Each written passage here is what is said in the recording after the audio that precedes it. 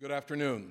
Thank you all for showing up on a kind of a moderately good Portland day for the second lecture in the Critical Voices series this spring, focused on new media and the time-based experience of film and video. It is my pleasure to introduce Jennifer Steinkamp today as the second lecturer in this series, which is sponsored by the Paul G. Allen Family Foundation, who have graciously underwritten the Contemporary Art program here at the museum. It's a wonderful thing to see Jennifer Steinkamp in this community because I've been a great fan since my time in Southern California. Born in Denver, raised in Minnesota, she received her MFA and BFA from the Art Center College of Design in Pasadena, one of the great art and design schools on the West Coast. It has traditionally led the way into new media and new technology, and her work is evidence of and testimony to the opportunities it provides its students. She has been the subject of numerous exhibitions internationally, participating in the Cairo and Istanbul biennial. Her group exhibition list is an arm's length and 8 pages long, including in the one-person shows, 2 career surveys in 2006 and 2008. She has designed sets for operas, the City Opera of New York and the LA Opera, where she famously did the set for Tannhauser, as part of an extension of her practice as an artist whose involvement with color and movement and form and the phenomenology of how we understand those things intellectually and through our bodies. I was deeply moved by an installation that she did for the La Jolla Museum of Contemporary Art almost 2 decades ago, maybe a decade and a half ago, somewhere in the, it must have been the 90s. And it was immersive and dizzying and elating in a way that her piece for the Denver Art Museum's new Libeskind building of this cascading scarves across this great wonky kind of diagonal triangle of space animates a building that is otherwise confusing. And she brings this rhythmic order to it with her video piece that's installed in that building. Collected by numerous institutions internationally, Ireland, Germany, Spain, Korea. She's in the MoCA Museum of Contemporary Art collection in LA and Los Angeles County Museum of Art, the Minneapolis Institute of Arts. And in our community, through the good graces of Matt Felton and his real estate company, she has an installation piece in the lobby, ready for the number, 400 Southwest 6th Avenue. It is a dual installation and a sidewalk photo panel sponsored by RAC that brings some small part of the kind of experience that she will share with us today in a world that is shaped by the computer, new media, digital invention, animation, and critical thinking. Join me in welcoming Jennifer Steinkamp. All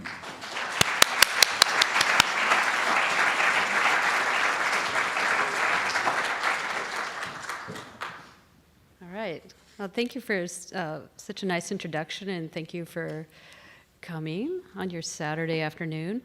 I'm going to ask the lights to come down and just start clicking my mouse, maybe. Oh. All right. So I'm going to show you installation work over the last, oh my God, long time. 89. Good Lord. Time flies. This is the first piece I created. It was at a house in a museum in Los Angeles.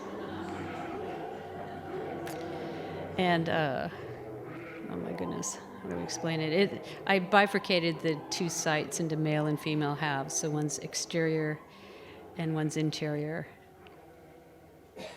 in the imagery.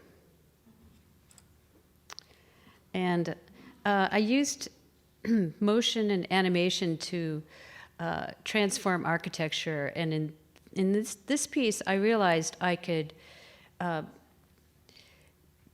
transform or dematerialize the floor and actually create a physical sensation. People felt seasick, actually, when they went through this, and I thought, that's sort of amazing, because light has no materiality, and it can, so it was a piece that I learned a lot from. And then this piece is projected on a wall, and then I stretched rear screen material over the vertical part. So it's kind of horizontal, vertical. People can walk behind the rear screen and become part of the art. And it's the first piece that a museum bought, so it was a really big, highlight for me. And I wanted to create this sort of starfield submersed underwater kind of feeling. And this is a little guy. It's like a couple feet, and it projects into a corner. And the type's out of alignment. That's good. It was inspired by James Turrell's Afram Protum, with which he projects into a corner, and it feels sculptural as you walk around it, and even though it's just light.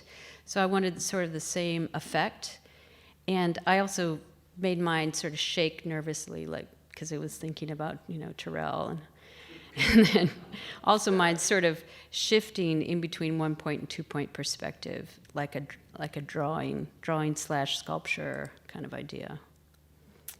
And this guy is a collage. It's here. I should just show you. It's collaged on the outside of the building, and it's collaged on the interior as well. I like to make these diagrams. I'll go to a space and take a lot of measurements, and then I'll make a 3D model of the space to help me figure out what I can do with projectors and how they'll fit.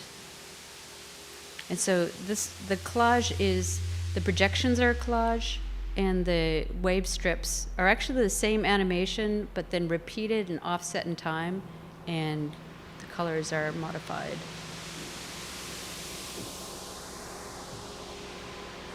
And at that time, I placed projectors low so that as you walked through the piece, your shadow would disrupt the image, and you would become part of the piece. I was really thinking about how a full animation could transform architecture, and at the same time, the architecture is the animation is transformed by the architecture, and then it's actually creating this sort of illusionistic space, and as you walk through, you're disrupting the illusion. So it's, all this kind of stuff going on. And let's see.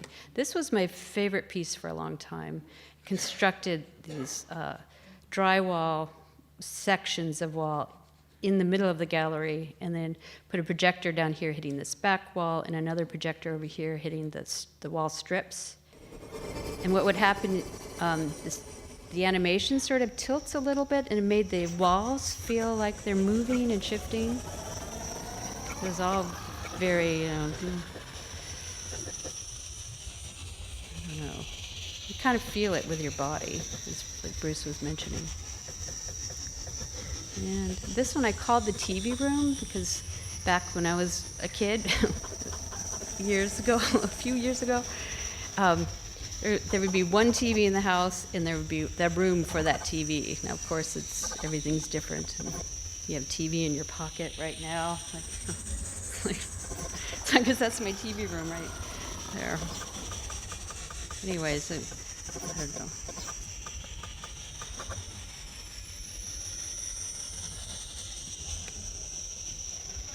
Oh, sure. Yeah, I take questions anytime. Oh, sure.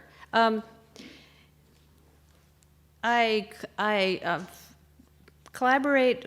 This one I collaborated with Andrew Buxbarg, and we collaborated on a couple pieces. And I also collaborated maybe on 40 pieces with an composer named Jimmy Johnson. And what happens is, I'll create the piece and then send them QuickTime movies so that they can kind of get a feel or a sense of what I'm thinking about. And in general, I tell the musicians to do whatever they like, and I never give them any direction. I just tell them about the piece and hopefully have them to come out to the space. So this was the first interactive piece. And so there's sensors around the gallery that change the piece. So as kids run around, they're stopping the video, or they're changing it, changing the colors, or changing the sound. And in this case, I stretched rear screen material from this curved balcony, so creating sort of a wall of video in between this hall and this space. And this guy was in St. Louis.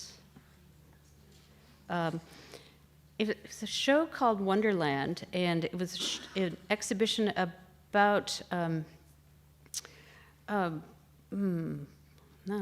blanking. Well, it was a show with all installation artists, and so they gave me this room, and I created crisscrossing corridors with curved walls and video. And it's funny, this piece scares men. you can figure that one out. Except for Andrew here, he's the composer, he wasn't afraid.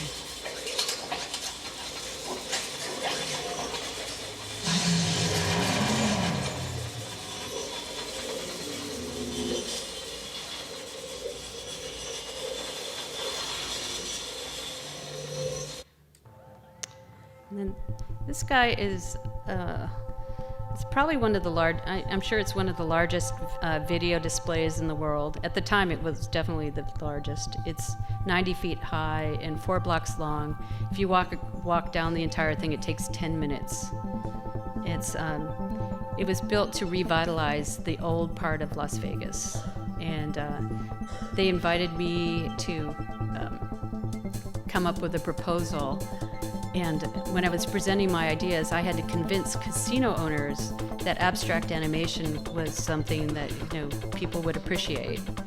And so I gave them kind of a brief history of like Disney's Fantasia, and also 2001 Space Odyssey has a 20-minute section abstract film basically in the middle of the film. So I guess they believed me or something. Let me do this. It's crazy to work this large and to work on a giant curve, because some things become accentuated and work really well, and other things kind of flatten out. And so I had to fly there quite a bit to do testing.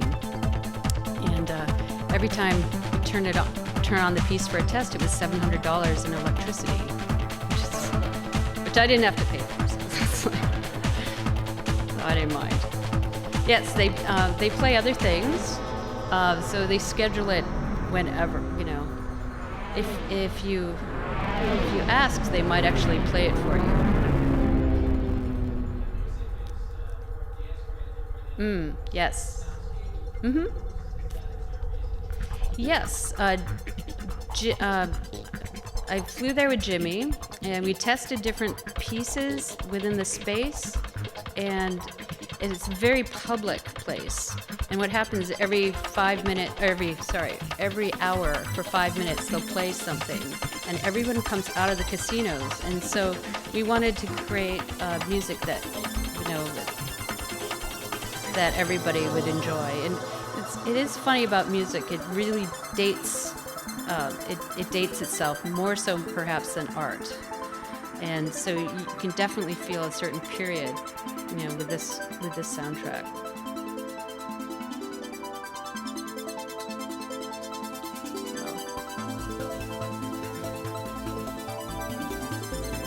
They do have an incredible sound system there. I'm just going to skip over to the. Sorry. No, maybe not. Oh, you know what? Never mind. Okay, we'll just move on.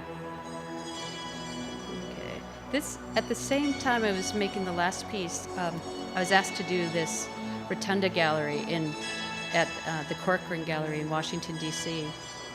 And so maybe a little bit insane to be working on two kind of architectural pieces. But,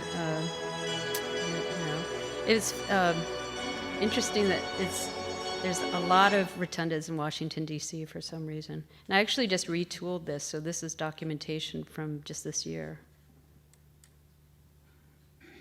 And then this guy, this is another interactive piece. There's sensors along this hallway that trigger the piece. Actually, she's inside this tunnel right now, so behind the rear screen. I saw her at the opening walking through the piece, and I thought, God, she's so beautiful in the piece, so I asked her to be in the documentation.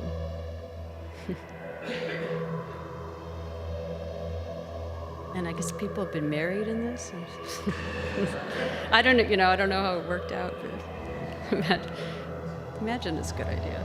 So right now, somebody's walking down the hall, and they're shifting the perspective of the piece, so it kind of tracks.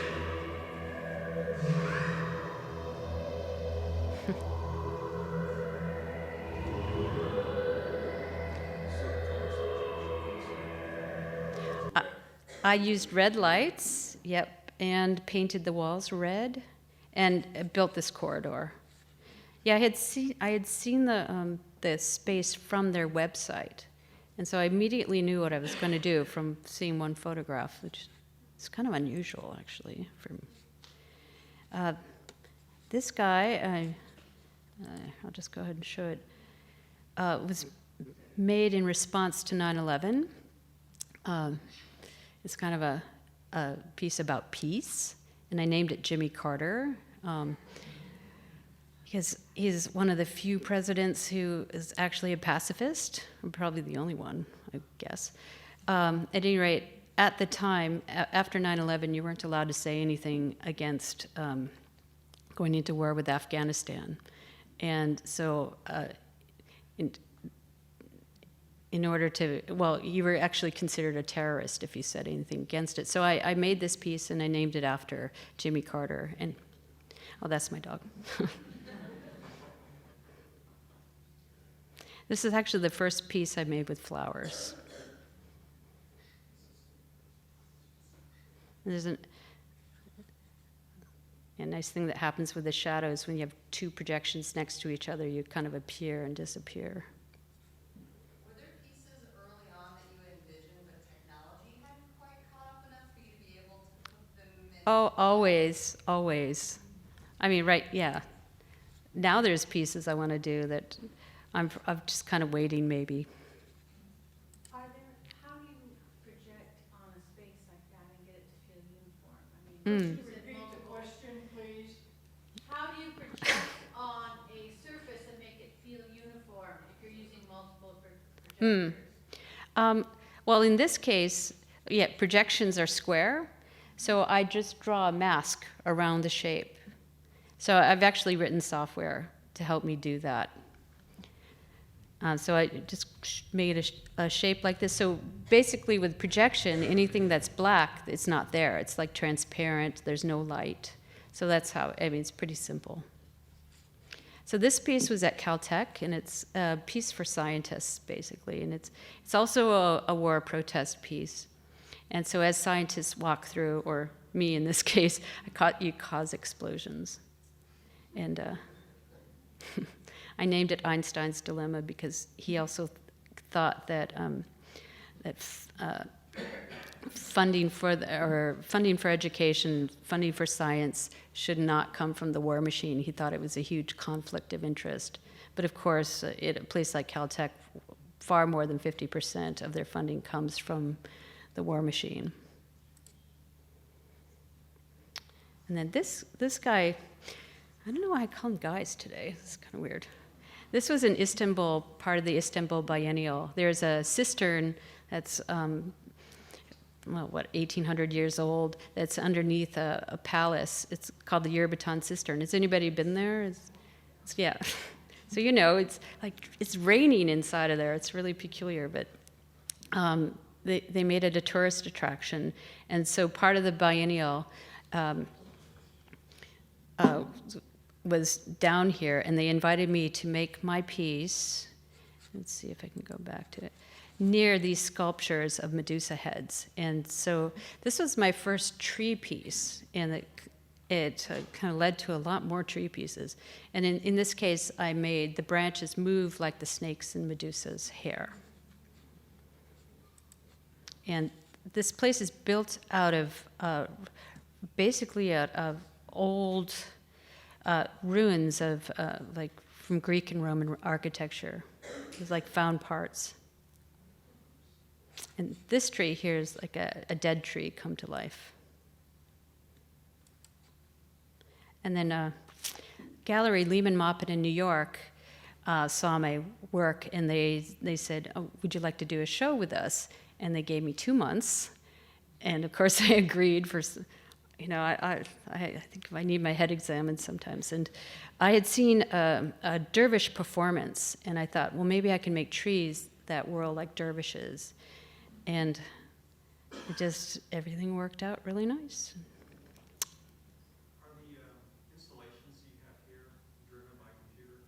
Yes, all my, well, they are pre-rendered, but the computer plays them at different rates, and sometimes shuffles them randomly.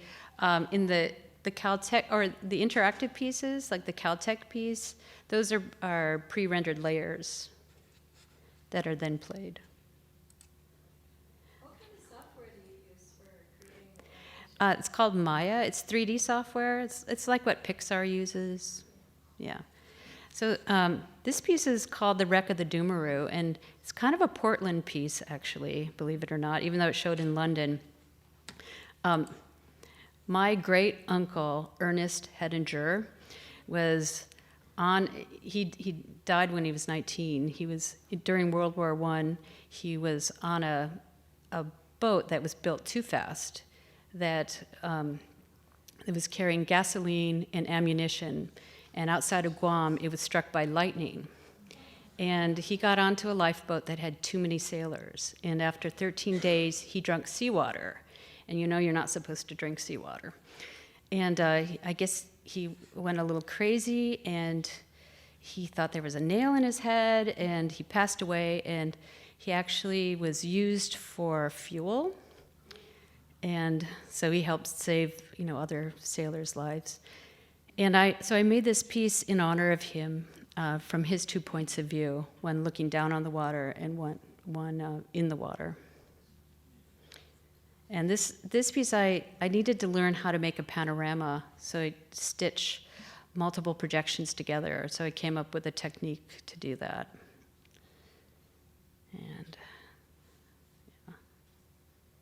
There's actually a book called The Wreck of the Doomaroo. It was funny because my mom had seen another piece I'd made called They Eat Their Wounded, and she asked me about the title. She said, "Oh, is that about your uncle who was cannibalized?" And I said, "What?" It's like I have some of my families here, and like we just don't really talk about things. You know, you would think that would be something that you know. And she said, "Yeah, there's a book." And so I got the book, and I read it, and I thought, "Well, I'm going to make a piece for my uncle." So, yeah. And this piece is kind of a self-portrait. So that part of the software lets you do hair, you know, like those great Pixar creatures with all the hair and stuff. So I thought I would try to do that, and I guess I seem to be about hair. But anyways, the software lets you attach flowers to the hair, which is really peculiar. And then that led me to the story of Rapunzel. And here's the Denver Art Museum that Bruce was describing to you. It's a 45-degree wall. And I was born in Denver, so it was kind of nice to make a piece for their museum. It's basically virtual imagery revealing an invisible rocky surface. So it is in the Rocky Mountains.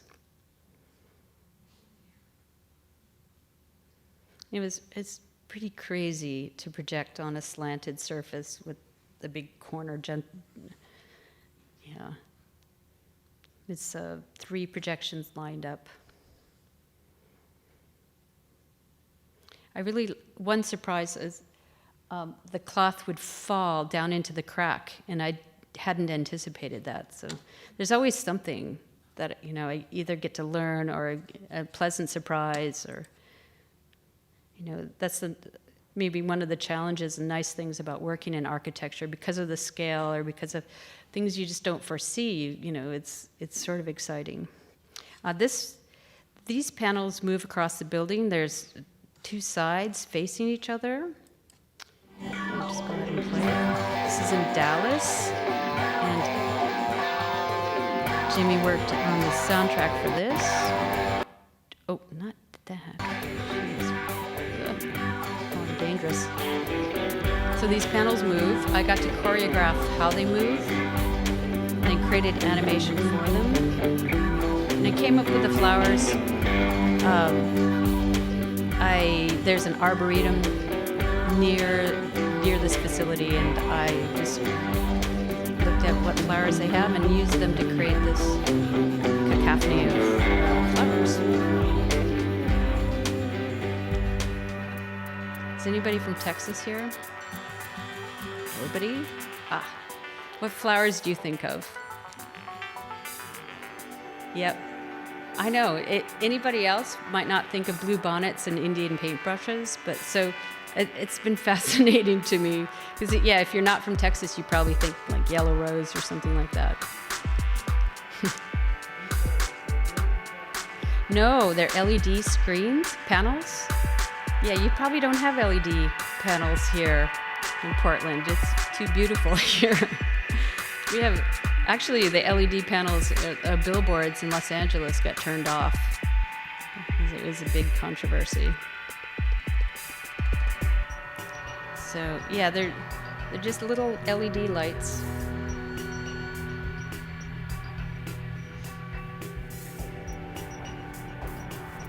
These are azaleas. They do. You can choreograph them any way you like.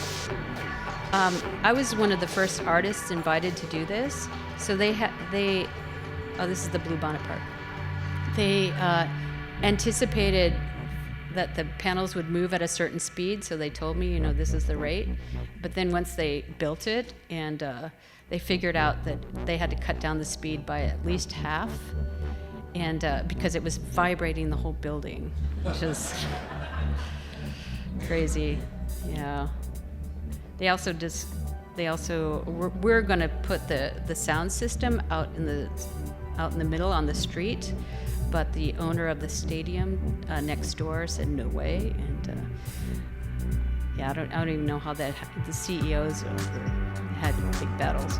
Anyway, so they had to mount the speakers onto the building, and what happens is the building became this sort of like giant speaker, and you could hear the sound more inside where the tenants had to work. So it didn't work out very well.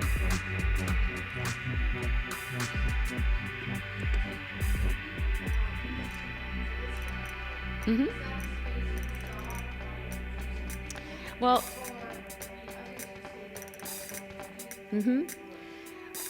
the Istanbul Biennial is a large group exhibition with a couple hundred artists, and so the curator, he thought of me for that space, and they flew me out ahead of time and said, "Would you like to work here?" And I said yes. And it was sort of crazy and unruly because the walls are a couple thousand years old, and water is raining down, and it's going to hang projectors, and it's impossible to measure anything. So in that, it's funny 'cause usually the curators have because they've lived in the space or they're thinking about the exhibition, they always know what works. So.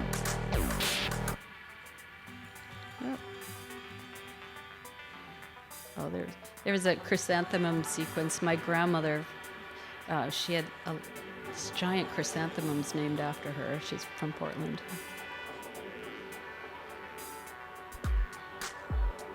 Anyways, I'm going to move on. Okay.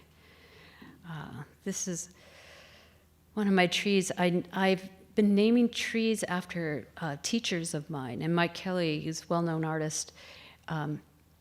He was one of my teachers, so they were at the Hammer Museum in Los Angeles. They were honoring Mike for one of their galas, and they asked me to make a piece for the gala, and I thought I would make trees in dedication to Mike. He actually recently passed away, and it's kind of it's still sort of disturbing to talk about him. But moving on. This was at the Getty Museum, and they invited me to create a piece for their Oculus. And Oculus is, in Latin, it means eye. And so I decided to make a left eye for their museum. And it's basically an eye made out of pyroclastic flow, which is what comes, the smoke and really hot steam from a volcano. And when I was in Rome, I had seen an Oculus at the Pantheon, and it was raining that day, and it looked to me like an eye that was crying. So that image, for some reason, stuck in my head and kind of inspired this piece. From what direction is that Oculus projected? Oh, the projectors are down low, beaming upwards. So I also, so I was thinking of that Oculus as an eye of God, and so I've been making other left body parts of God in architecture. So this is a clavicle. And then this is a giant thing. It's poisonous flowers cascading down the wall. Yeah, by this point, I made quite a few flowers, and I started to make a database of flowers and their different categories. And poisonous, there's a lot of, I mean, they're not deadly or anything, but they're perhaps more like toxic. So I just organized them by season and had them, it's like a giant flower arranging project. It's insanely tedious to like just move them. And then I was invited to do the Ronald Reagan Hospital in Los Angeles. And I looked up the medical history for Ronald Reagan, and it turns out when he was pretty young, they realized he was nearsighted, and so they got him some glasses, and then he realized that butterflies exist. And so I thought, wow, this is sort of a funny way to make a portrait of a president. And, yeah. And obviously, I'm not a Republican, so it was a. That's the hospital lobby. And then all my work is created in the computer, except for this piece. I made a whole bunch of drawings and then scanned them in and then manipulated them. Seems like it's not playing. Yeah, it's stuck. Oh well, you don't get to see it. This guy's called Orbit. It's kind of an imaginary planet that's orbiting through its seasons in about 3.5 minutes. So it goes through a whole year in 3.5 minutes. So I recently had the opportunity to project this on the outside of the Contemporary Art Museum in St. Louis.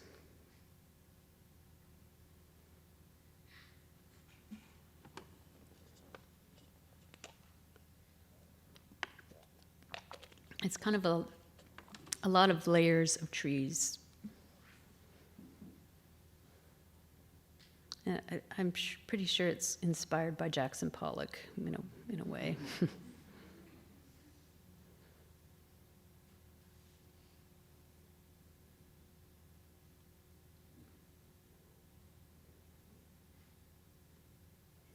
does this relate to the San Diego? Oh, well, it came before it.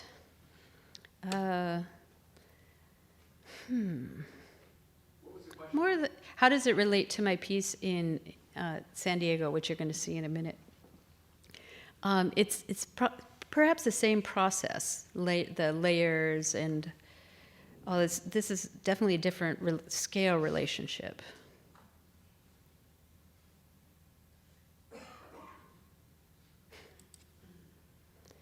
This is more LED panels.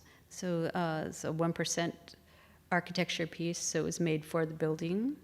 It's along the Walk of Fame in Hollywood, so it's on Vine Street, and one of my stars on the sidewalk was Orson Welles, and he made one of the most well-known films, or maybe historically famous films, Citizen Kane, and that film is about finding Rosebud, the flower, and so that inspired me to take the films, I think I have oh no I don't, sorry. Yeah, that's too bad. To take the flowers from the film and recontextualize them. So I took various films, of course, no, I just gave you the names of the stars. Let's see, like Audrey Hepburn was a flower girl in My Fair Lady. So I chose the stars that were in front of the building and then stars that were had flowers as a main theme. So we looked at so many films. I mean, it was ridiculous. It was sort of not very cost effective, but it was fun.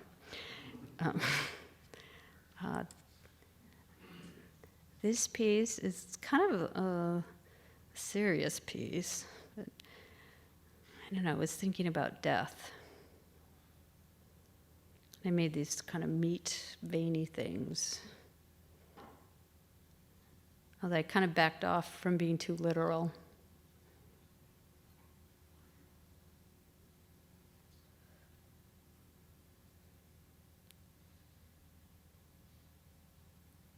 This one's my favorite. It kind of becomes a sculpture.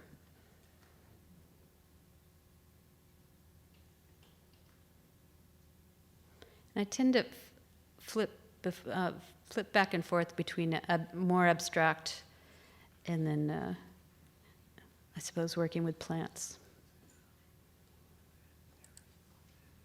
And this is Madame Curie.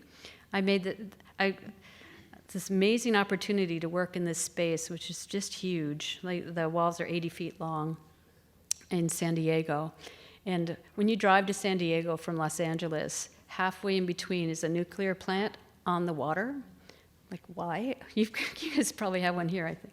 Anyways, it has always scared me and always, like, you know, just giving me the creeps.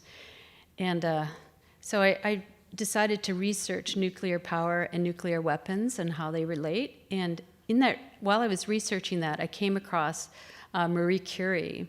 And so I read a couple biographies. One was written by her daughter. And throughout that book, it mentions flowers. Like she was flower obsessed, even when she was the first woman student at the Sorbonne, and she was Polish, and you know she didn't have a lot of money, and she would buy flowers, cut flowers before food, anyways, throughout the book it mentioned flowers, and I'm probably the only person in the world who would read that book and think about the flowers instead of about her incredible achievements. And so I decided to take a negative and turn it into this, dedication to Marie Curie. So these are the flowers mentioned in the book. And then this guy was, I guess this one might be a girl.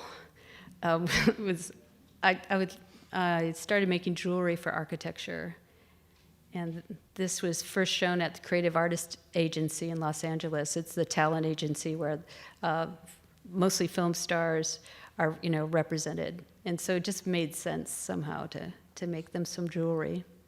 And then this was in another biennial exhibition in New Orleans. And I saw this little cove, and actually Rodin's sculpture, the Bronze Age, was standing in front of it. And so I asked them to move it. And so because I did that, I decided to research Rodin, and I made a piece dedicated to him.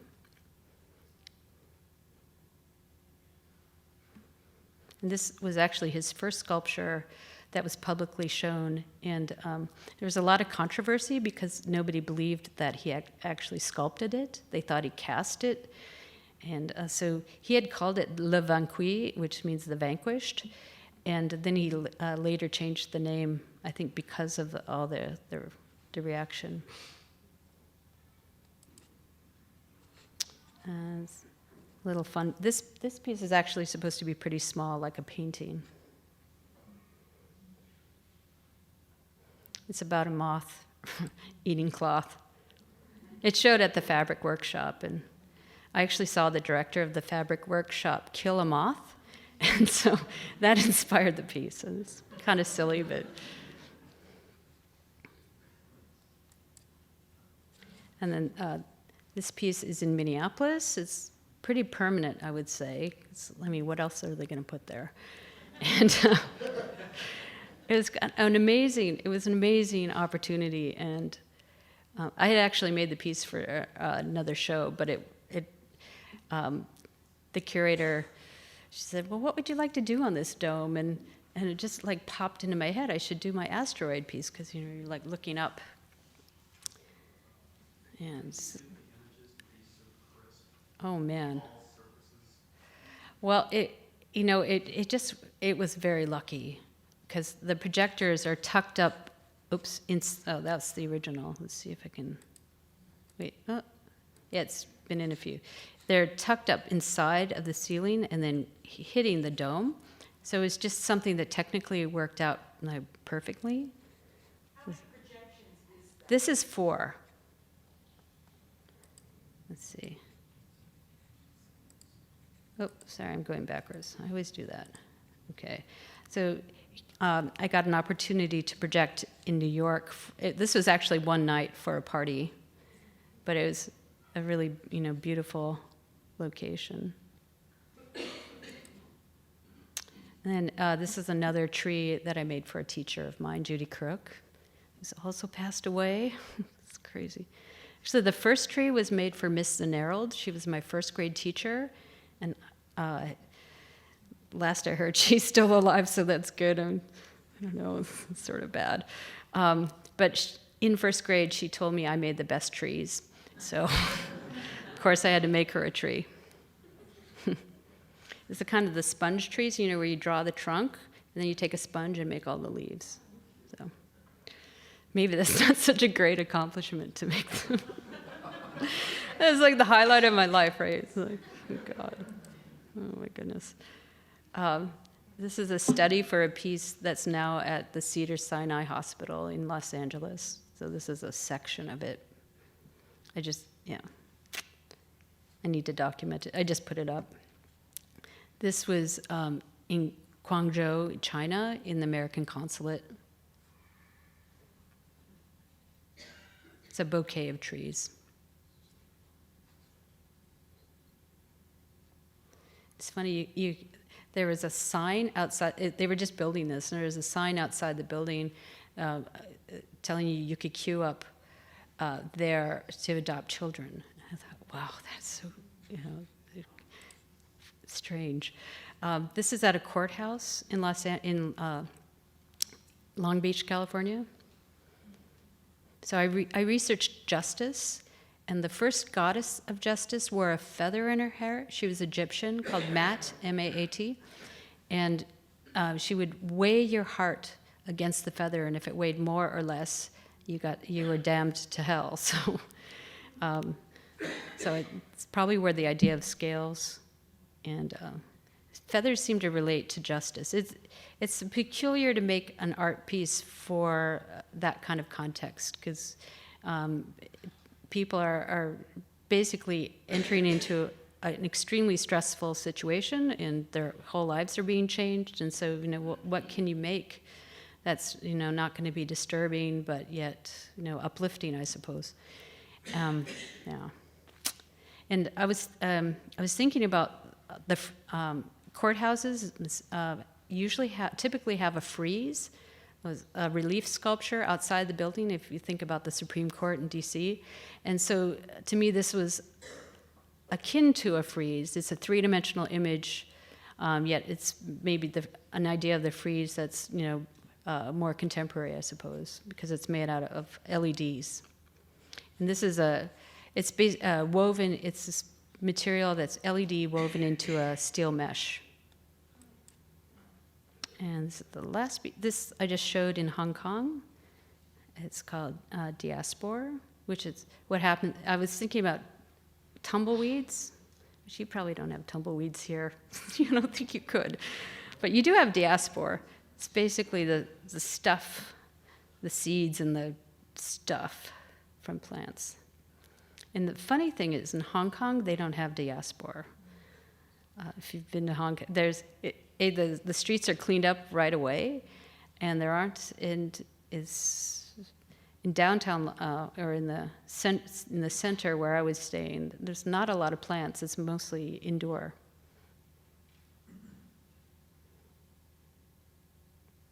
So these kind of explode and collide, and How long does it take for you to render? rendering is fast. Creating the piece is perhaps slower. It's maybe a few months. The Madame Curie took me a year. Sometimes it just takes a year because I was given a year. But yeah. In this case, I maybe had a few months. Yeah, that's it. Yeah. So, yes. What's the controversy with LEDs? Is it the batteries, the use of batteries? No, it's Or the power source? because they were in Los Angeles, the controversy was they were just putting up these billboards everywhere without getting permission or permits. And so the city came down against it. It took them a long time. And actually, my piece, this guy, the owner of the building, had to go to a lot of, I suppose they're like not hearings, but permit meetings with the city in order to say, look, these are not billboards. There's something else. They're an art piece.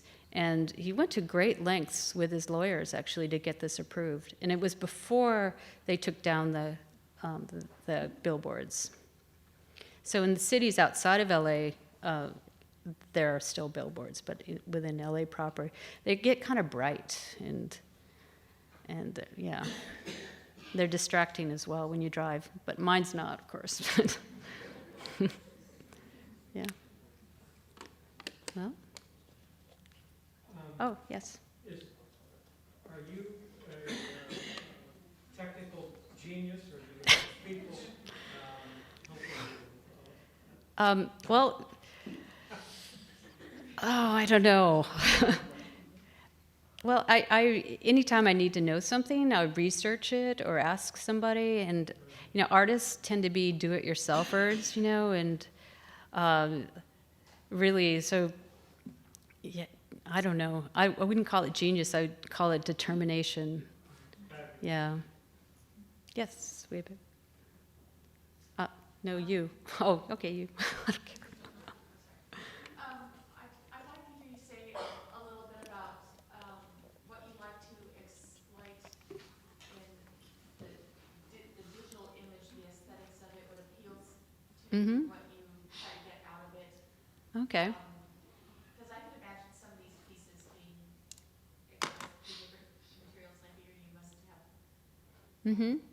Oh, in the early 80s, I saw some of the, I took a course at Caltech, and he showed some of the first computer animation, and I just knew right away that I have to do this because I saw things I had never seen before, and I saw this potential, and I still see that potential. I mean, it's really unexplored, like what you can do with digital media. So It's the action then, rather than. the potential, and then working with architecture and unknown spaces and motion. It's you could just go on forever. I was thinking in terms of. I have. Between digital and something. Well, projection, it's improving all the time, so that's nice. And I sort of wonder in the future when you don't. I mean, if you came up close to the screen, you would see the pixels of the projection because it's a certain resolution. I just wonder in the future, am I going to miss those pixels? Because it kind of looks like needlepoint a little bit. But we'll see. I mean, before the pixels were huge, and that's mostly why I worked abstract, actually, plus the software was more limited. Yeah. I don't, On the images that are projected on some other surface,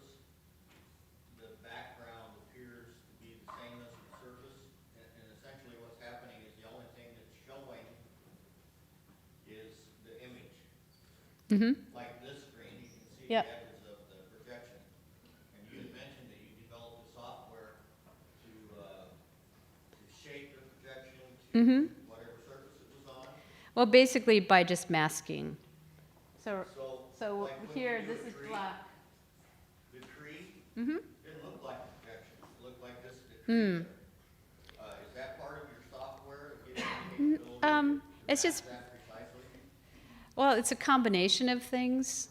You can see this black here, this is black, but you can still see the edge, so it's not really black. So it's something you have to kind of work with. So I tend to turn up lights in the space so I can wash that out so you don't see that. And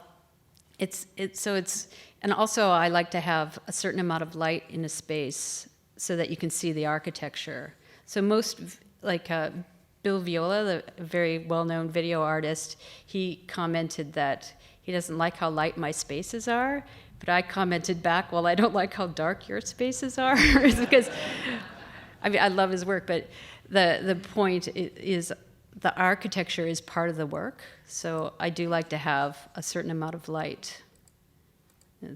And sometimes it's tricky to document, because the walls, because the camera, changes it. So there's a lot of light in this piece. I used very bright projectors. Yeah, wait, oh. I guess the point I'm making is the only thing you see is the image, is the pieces. Yeah, You don't have it. yep. I mean, they're just suspended in air. Well, when you project black, there's no light. So that's the trick. So you can try it try it at home. Yes. What sort of documentation of the installations? Do you have files to project crudely digitally on that screen? Oh, wait, do I have any?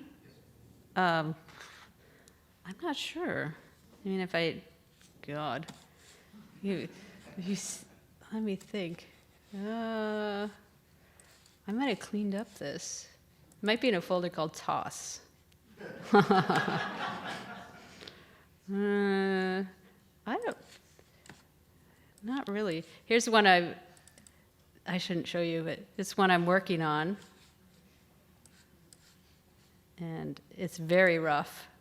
This is the first, so yeah. So you can see there's black around. Yeah. So that capability of Maya? No, it's just black. I just tell it to be black. You could tell it to be white, but then there'd be a white square. Yeah. Cut and paste into imagery, like to pull from one image and put it into another? Sure. Or I'll like with the trees, I'll start with like this tree. I'll start with another tree and then I'll manipulate it. So like in the software, I can tell it how many branches, or how I can twist it, or I can kind of modify the number of leaves and things. Yeah. Guess I'll do that. What surface is this being projected? It's a white surface. It's all right. Can you talk a bit about what excites you looking towards the future? The technology down the line, and also maybe what people are doing with it? Let's see. Well, really what excites me are architectural or buildings or shapes that I've never worked with, or scale, or a lot of times I'm responding to something about a space, or the opportunity to research something, or be inspired by something about a place, or so that's generally how I work. I'm kind of a Luddite, really. I mean, compared to some media artists. So it's not necessarily about like what the tools can do next necessarily. Although I suppose with 3D software, it'd be really cool to maybe work with figures, like human figures and things. Or I will definitely do a piece with cats.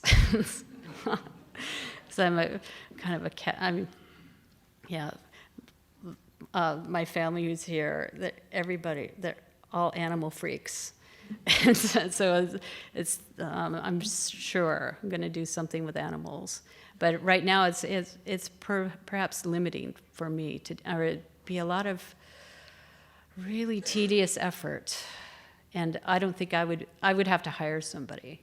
And at this point, I don't hire people to do the art part. So, but it'll happen. Could you talk a little bit about the role that momentum and movement has inside the video? And has it changed over time, or is it related to research and the specific place? It's probably a combination of many things. If you look at the older work of mine, everything moves a lot faster. And I think when you're younger, you like that, actually older people would comment to me, that's too fast. And I was like, what are you talking about? And now I look at those pieces and I kind of get it. So I think, as you get older, it definitely affects your time. Yeah.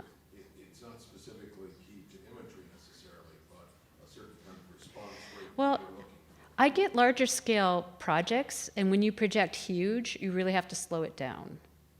So because you can't even watch something huge. I mean, it's like when you go to the movies and things are flying around too much.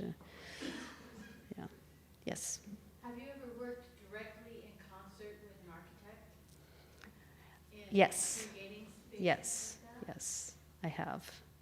Well, the Denver Art Museum, I didn't work directly with the architect, Daniel Libeskind, but the museum, for whatever reason, ran my ideas past him, and he said, no, you can't do this. And I'm like, what?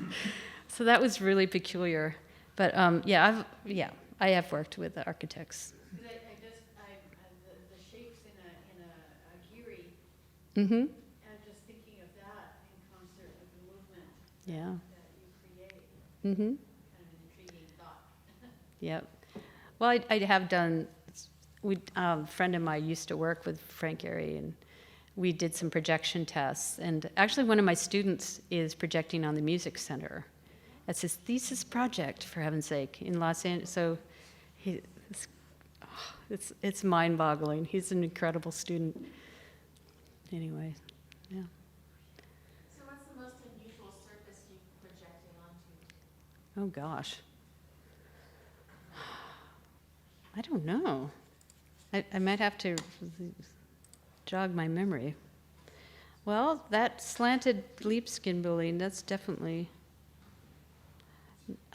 probably the cistern, because I've found when you project in really old architecture, the projection comes alive in a certain way. It really responds well.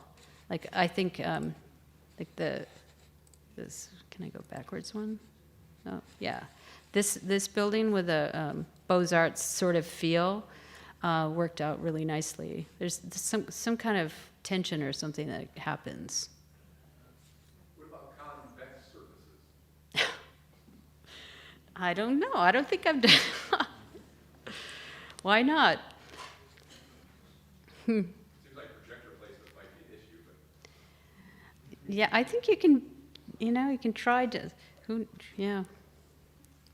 I think you should try it.